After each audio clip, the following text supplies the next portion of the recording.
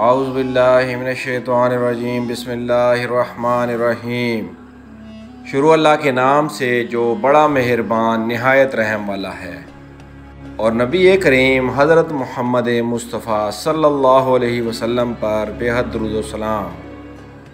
नाज़रीन इकराम, हज़ूर नबी करीम हज़रत मोहम्मद मुस्तफ़ा सल्लल्लाहु अलैहि वसल्लम ना सिर्फ़ इंसानों के लिए रहमत थे, बल्कि आप सल्लल्लाहु अलैहि वसल्लम परिंदों और जानवरों के साथ भी रहमत शफ़क़त का मामला फरमाते थे। एक दफ़ा एक ऊँट ने हज़ूर नबी करीम हज़रत मोहम्मद मुस्तफ़ा सल्लल्लाहु अलैहि वसल्लम से अपने मालिक के रवैये की शिकायत की कि मेरा मालिक मुझे चारा कम देता है और मुझ पर बोझ ज़्यादा डालता है। तो आप सल्लल्लाहु अलैहि वसल्लम ने उस ऊँट की बात सुनकर उसके मालिक को हिदायत की कि अपने जानवरों के मामले में अल्लाह ताला से डरो और उनका पूरा पूरा ख्याल रखो।